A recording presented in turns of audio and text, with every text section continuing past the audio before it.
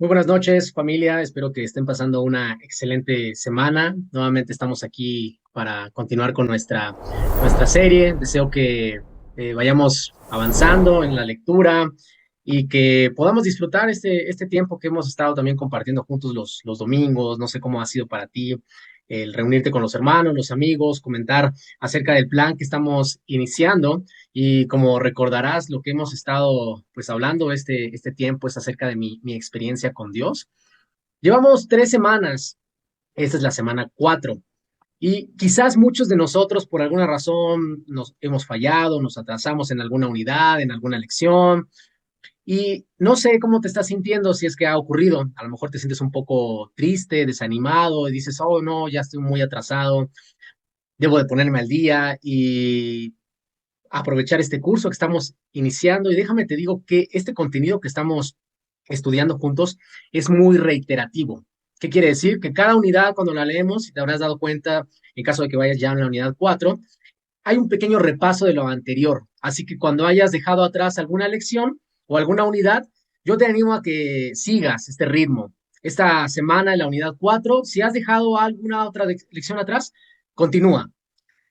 Vamos a tener una pequeña pausa la próxima semana para poder tener una semana de, no sé, repasar o ponernos al día. Entonces, la próxima semana no leeremos la unidad 5 sino hasta dentro de 2 semanas. Y bueno, recordarles un poquito acerca de lo que hemos estado hablando. Como sabes, esto trata, ¿no? De 7 puntos bases. Dios siempre está trabajando alrededor de nosotros. Él busca tener una relación cercana con nosotros. Hace también una invitación a que nos unamos. Él nos habla por medio de la palabra, el espíritu, la oración, las circunstancias, la iglesia, para que así revele sus planes, sus propósitos, los caminos que tiene también para nosotros. Nos invita para que nos unamos en este trabajo y evidentemente habrá también algunos momentos de crisis de fe que van a requerir confianza, acción. Y te comparto que esta semana en particular también yo he experimentado varias crisis, probablemente no en relación de mi fe, ¿no? Sino de emociones, de circunstancias. Hay cosas a veces que están ahí, ¿no? Constantemente con nuestra vida, con nuestro carácter. Entonces, te pido que ores por mí, esas crisis. Sé que van a hacer que en mi vida haya un ajuste. Entonces, estoy haciendo algunos ajustes en mi vida para poder seguir experimentando a través de la obediencia a Dios y que Él pueda realizar su obra conmigo. Entonces, hermanos, también las crisis, veámoslas como una gran oportunidad de crecimiento. Y también hay algo importante que mencionar antes de comenzar. Tiene que ver con las invitaciones. ¿Alguna vez, bueno, esta semana has recibido alguna invitación? ¿Alguna invitación en particular? No lo sé. A un cumpleaños, a una comida. ¿Ha recibido algo parecido a esto de una invitación?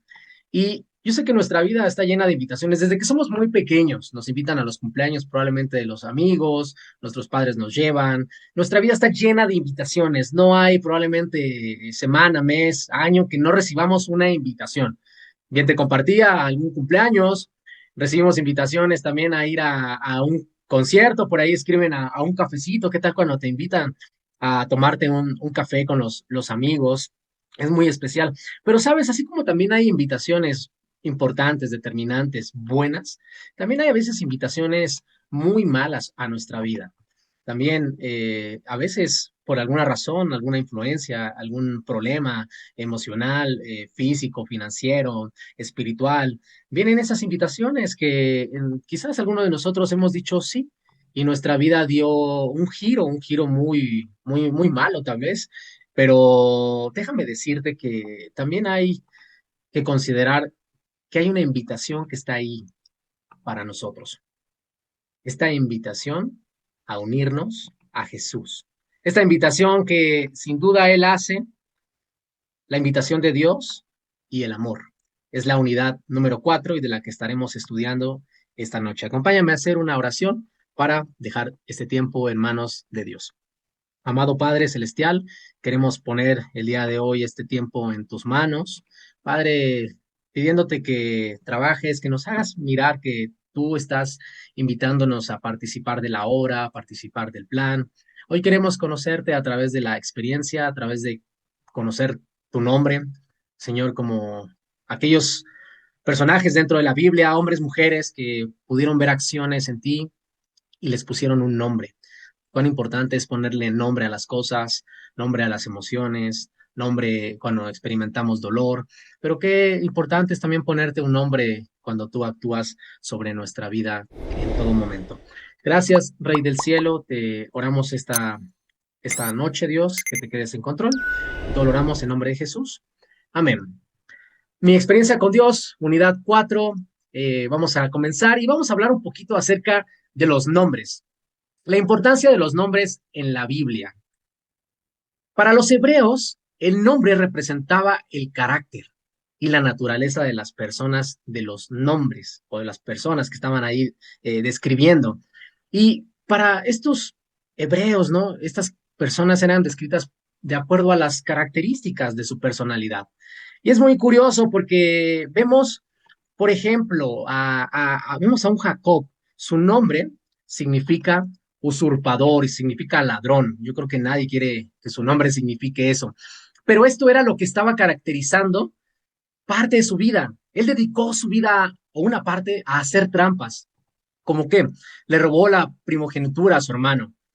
El nombre de Jacob, engañador, describía su carácter, pero no solo en él. También vemos otros ejemplos, como su hermano Esaú. Cuando nace Esaú, hay algo muy curioso, estaba lleno de pelo rojo. Y su padre Isaac, cuando ve al niño, ve que tenía pelo rojo, ¿cómo crees que lo nombra? Lo nombra velludo. Y es bien curioso porque eso significa, Esaú significa hombre velludo. Entonces vemos que el nombre describe a la persona, la personalidad. De la misma manera vemos como los nombres de la Biblia también atribuyen a un Dios con ciertas descripciones de acuerdo a las características que él estaba experimentando también a través de las personas, le ponían un nombre. ¿Y por qué es importante los nombres de Dios en las escrituras? Porque podemos conocerlo a través de ello. Por ejemplo, algunos encuentros muy particulares. Abraham en Génesis, Dios vemos que lo prueba. Le dice a Abraham, toma a tu hijo y entonces ve y sacrifícalo. Abraham entra en una crisis, hace los ajustes y Abraham decide obedecer, a diferencia de muchos de nosotros. Cuando entramos en crisis, elegimos no obedecer, pero Abraham decide obedecer y él se va al monte que le había indicado Dios.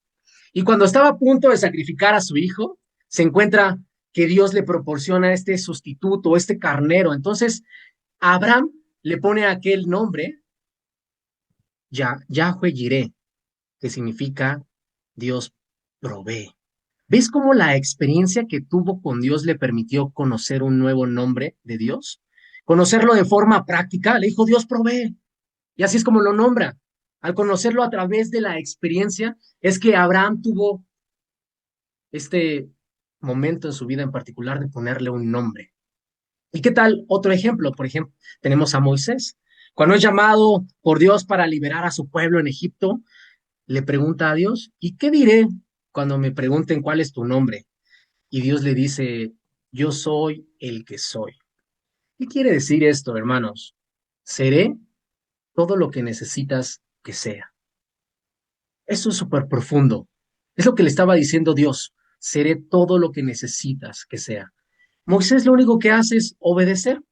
Va a Egipto, hace los ajustes en su vida necesarios para unirse a lo que Dios estaba por hacer, liberar al pueblo. A través de esta experiencia, vemos que empieza a conocer los diferentes atributos de Dios. Experimenta que Dios es el que libera al pueblo, de que en verdad Dios es todo lo que necesitan. Él abre las puertas. Él abre las puertas para que salga a su pueblo, ¿no? Él abre las aguas del mar para que crucen. Él es el que los cuida durante el tiempo que están en el desierto, les proporciona alimento y describe un suceso, ¿no? Aquí muy particular en donde de verdad que el nombre que Dios le había dado es algo que él cumpliría. Entonces, fíjate, esto es muy interesante. Piensa en un suceso mediante el cual hayas tenido una experiencia de Dios sobre tu vida, que él haya obrado. ¿Qué nombre usarías para describir esa experiencia? Los leo en el chat.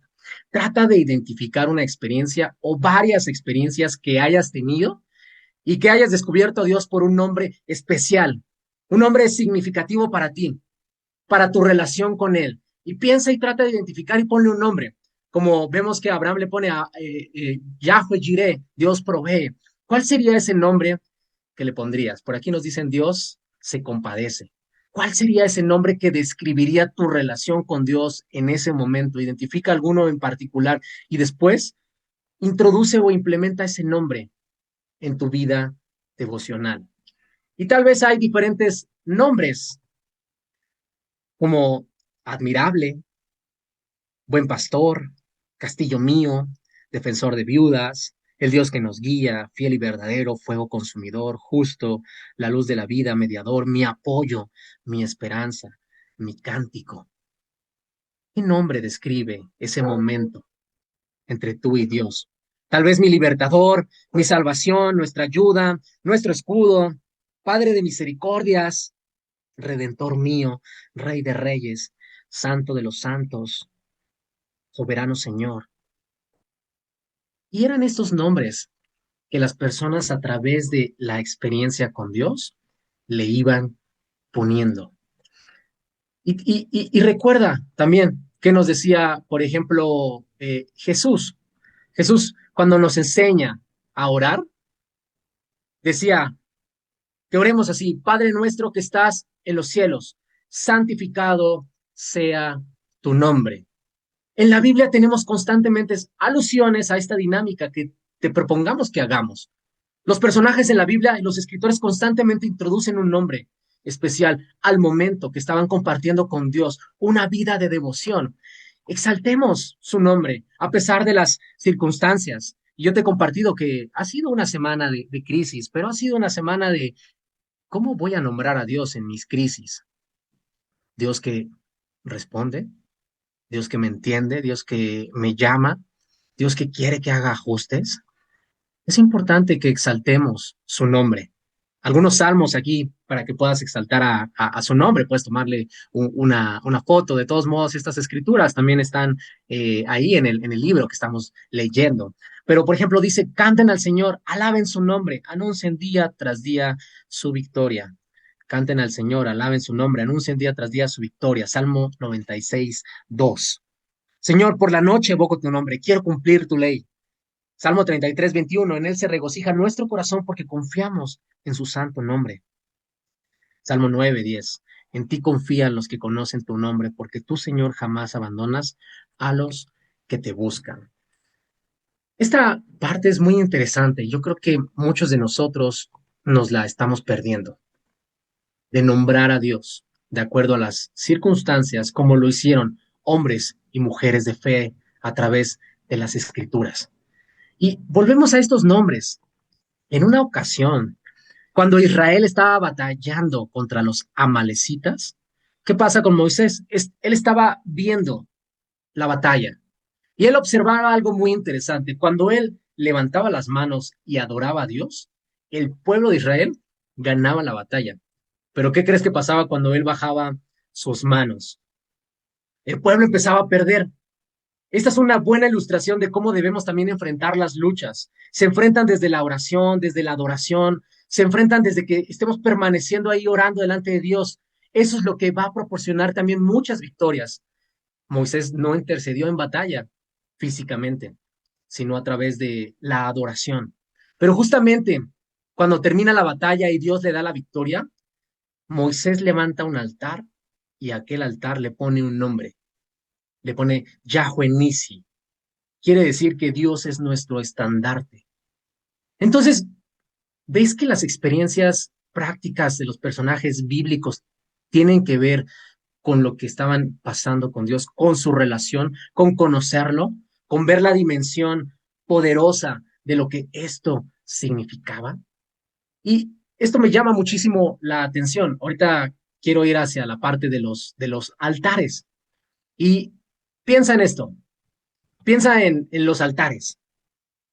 Cuando había experiencias con Dios, Dios respondía, Dios obraba de una manera muy particular. Vemos que se construía algo. Noé construyó un altar al Señor y sobre ese altar ofreció como holocausto animales puros y aves puras. Esto después de que bajó la tormenta.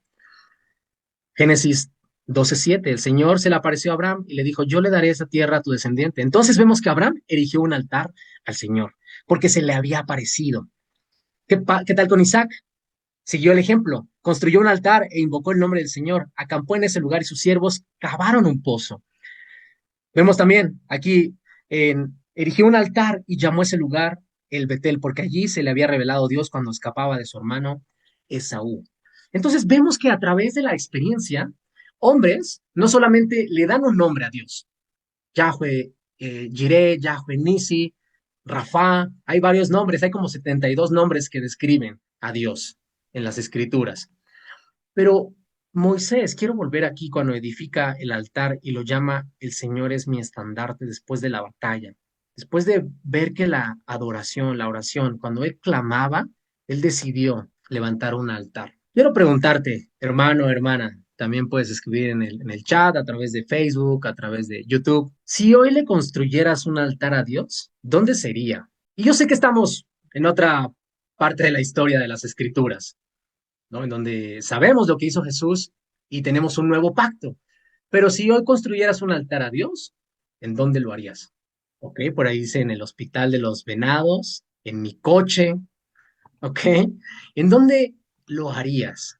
Y yo te comparto, yo lo pondría aquí en una de las playas del puerto de Veracruz, donde acepté que Jesús sería mi Señor y mi Salvador, donde nací de nuevo para recordar, para honrar a Dios.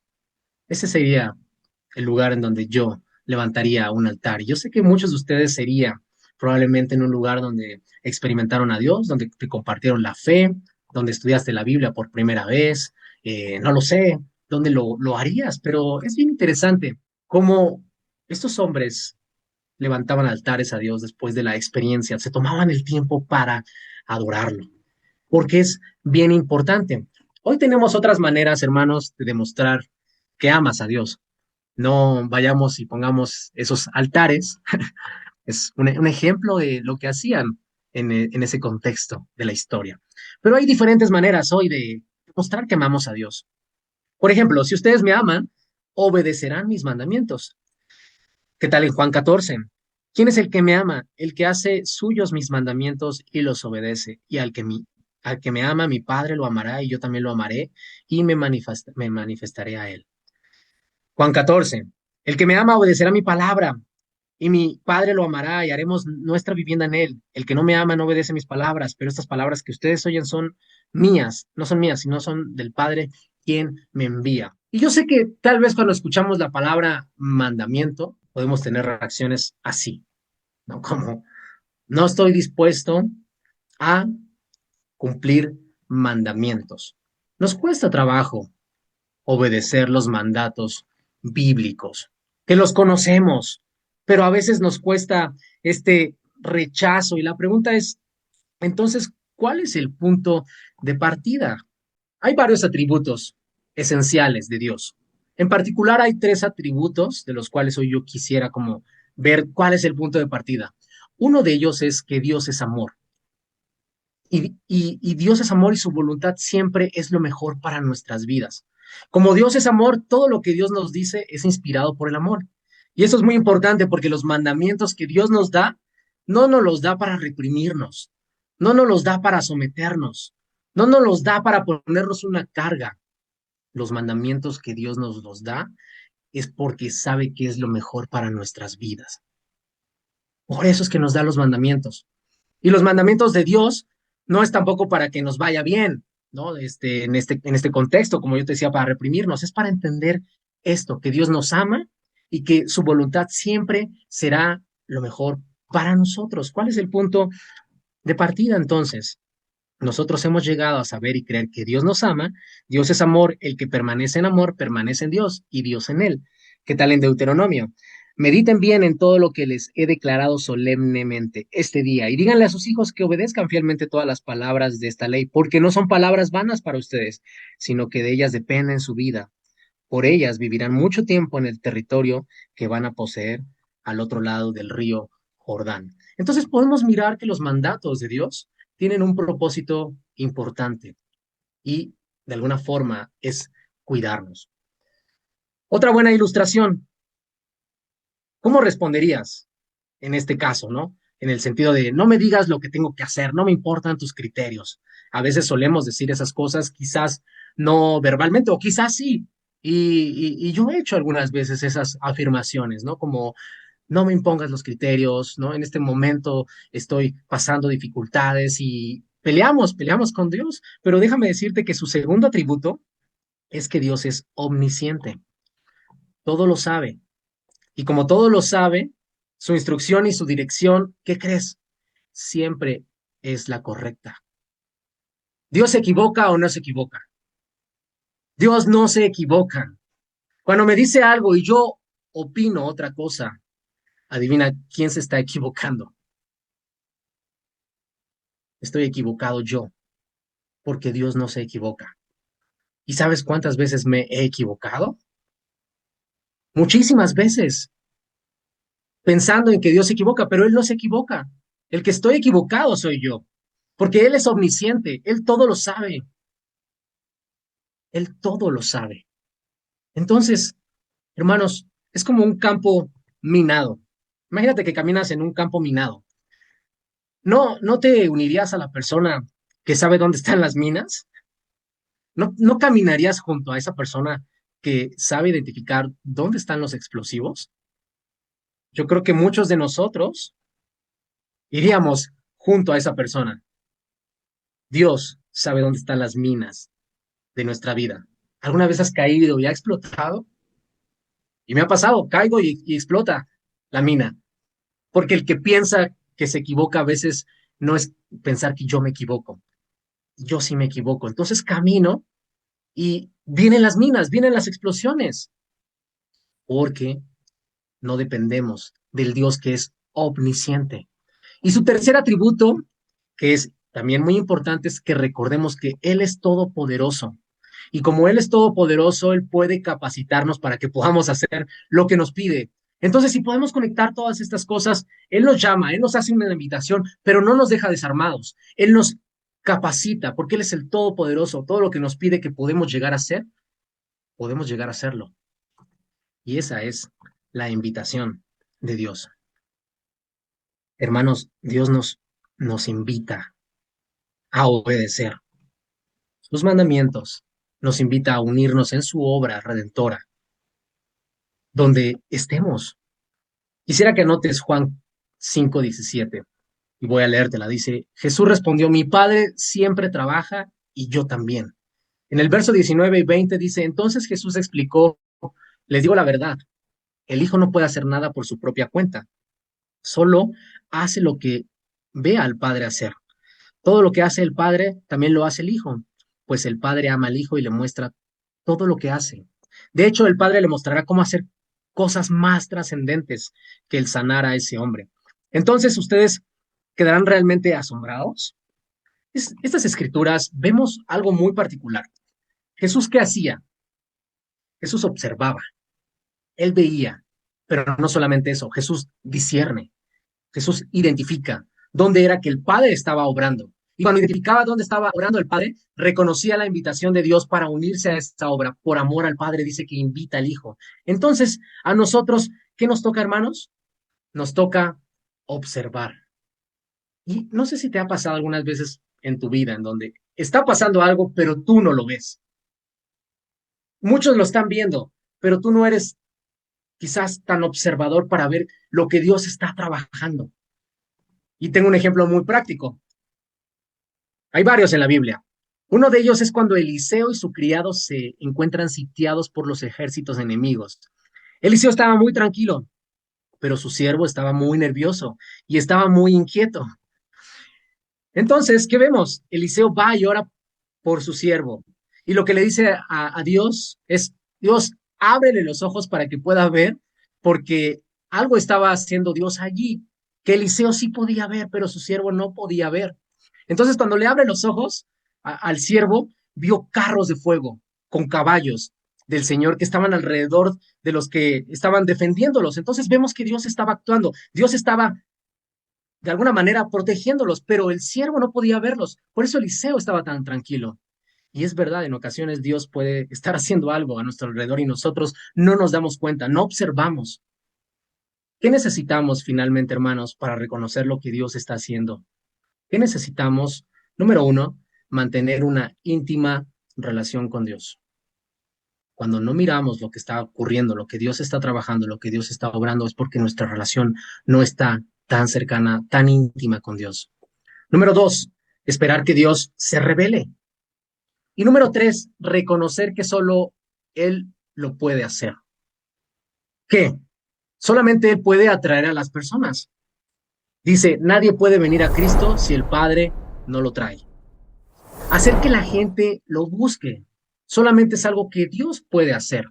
¿Qué tal cuando Jesús entró en Jericó y había una multitud y había un hombre pequeñito llamado Zaqueo? Y esto fue obra de Dios, atraerlo, que él estuviera dispuesto a muchísimas cosas por acercarse a Jesús, fue obra del Padre. Entonces son cosas que solamente Dios puede hacer. Revelar también verdades espirituales. Vemos que Jesús hablaba a través de las parábolas. La gente iba, pero no todos entendían. Algunos se iban, pero los que no se iban y se quedaban, Jesús les dice, a ustedes se los ha revelado el Padre. Sí, puedes mirar cómo de verdad quien obra en las personas es Dios y no nosotros. O Pedro cuando reconoce al Mesías y Jesús le dice, eso tú lo sabes porque te lo ha mostrado el Padre. Hermanos, a veces gastamos mucho tiempo en buscar a personas que no tienen interés de Dios, que no tienen ningún deseo. ¿No? Leía que normalmente la tendencia de los discípulos, los cristianos, es invertir 80% de su tiempo, de sus recursos, en personas que no quieren acercarse a Dios, que no quieren reconocerlo, que solamente se están rehusando y aplicamos solamente el 20% para aquellos que sí quieren. Esto aplica a nuestro entorno, hermanos. Hay hermanos que ya no quieren y estamos utilizando nuestro 80% y hay hermanos que quieren aprender, quieren estar cerca del Padre, que Dios les ha revelado la importancia del reino y a veces nosotros no nos invertimos en ello. Esto es muy interesante, hermanos. Hay que reconocer solo lo que Él puede hacer. Y es esto, también Él lo que puede hacer es convencer del pecado, la justicia y el juicio. A nosotros nos toca simplemente llevar la buena noticia y esta buena noticia es que Dios está haciendo una invitación y esta invitación también se caracteriza por el amor. Hermanos, es lo que hoy quería compartir con ustedes en esta noche. Que Dios los bendiga. Es una unidad muy impresionante, muy poderosa, como podrás haber visto solamente un pedacito de las cosas que se pueden desarrollar en esta semana. Creo que nos puede llevar a una experiencia diferente con el Padre. Por último, y para poder cerrar antes de despedirnos, recordarles las sesiones de grupo pequeño. Esta semana tenemos la número 4 y esta es la escritura a memorizar. El que tiene mis mandamientos y los guarda, ese es el que me ama. Y el que me ama será amado por mi Padre y yo le amaré y me manifestaré a él. Juan 14:21. Como tarea, recuerden repasar esta clase y también exaltar los nombres de Dios. Vean una experiencia en donde hayan compartido con él y pongan un nombre a Dios. Y recuerden también la escritura de memoria. Y estas son las preguntas de discusión. Aquí las dejo para que también puedan comentarlas el día domingo. ¿En dónde levantarías un altar a Dios y por qué lo harías ahí?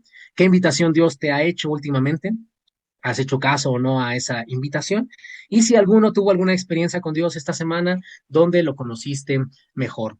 Recuerda, hermanos, que estas son experiencias previas, o sea, que hayan pasado en esta semana, este último mes. Sé que a veces queremos compartir nuestro testimonio de hace años, pero estamos buscando no vivir de todas solamente esas experiencias, sino de experimentar a Dios de forma real, precisa, ahora. Estamos buscando y haciendo un llamado que un discípulo tiene que estar experimentando al Padre cada día de su vida. Que Dios les bendiga, hermanos. Pasen una excelente noche. Vamos a activar nuestros micrófonos para poder despedirnos y también cortaremos las transmisiones en Facebook y en YouTube. Entonces nos despedimos, hermanos. Disfruten su semana, disfruten su tiempo con Dios y nos estamos viendo dentro de poco. Gracias, Uri.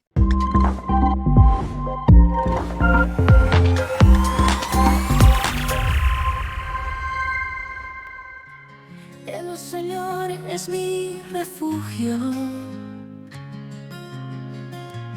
en Él siempre confiaré. En sus brazos descansaré, nunca solo estaré.